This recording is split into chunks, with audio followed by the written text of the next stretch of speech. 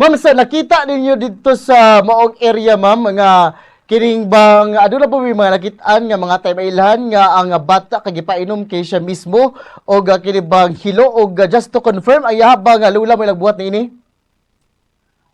Sa among pag-adto dito sa balay sir sa Nilula sir, so naami nakita nga duha ka pakiti sir nga 10 grams sa zinc phosphide, usa ni siya ka rat poison sir. So ang na-interview pa man ako si Lola sir, ang iyang ingon is kuan kining na una daw siya nag-inom o gatong rat poison o ihapon gitimplahan ang 4 years old sir o mo din to sir ang nahitabo. Pwede ba nato masayran, ma'am, apan sa inyong investigation ngadto sa kinibang kapulisan kung usa matud pay rason nganong nagabuhat ang maong lula o kinibang paghilo ngadto sa iyo kagalingon lakip na usab sa iya nga 4 years old nga apo?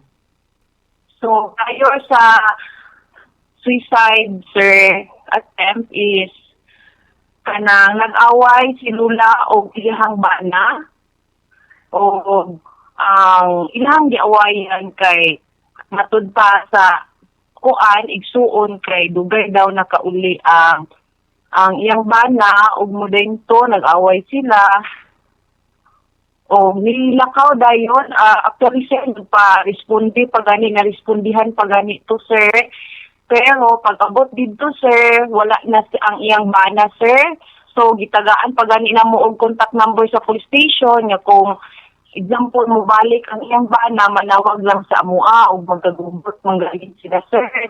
So mo dayon to wala pud ni nagtuo no nga mabuhat pud to ni Lula nga mag-inom siya atong rat poison sir.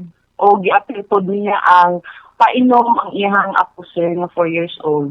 Kay kung makita po nato ma'am no kay luoy pud kaayo ni ang kinibang maong bata. Na just to confirm ang kinibang maong bata mao kili siya ma'am katong anak sa katong brutal nga gipatay natong milabay nga kinibang tuig diha gapon to sa Maydon Carlos Bukidnon gipatay iyang mama ni ini sa iyang kalibin partner.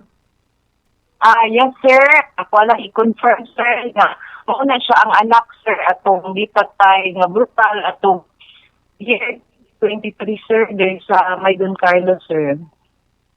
Alright. Ma'am, so dagan kay salamat sa paghatag og katin-awan atol kala sa moong pagitabo. So far sa pagkakarong asa man ni gihaya ang kinibang duha ka mga patayng lawas? So kaganina sir, kagahapon sir, yadtuan ako dito sa Agrida Funeral Services sir. So akong interview pod ang family ni Lola nga dadon nila dito sa Barangay Bismarck, Don Carlos Bukidnon sir.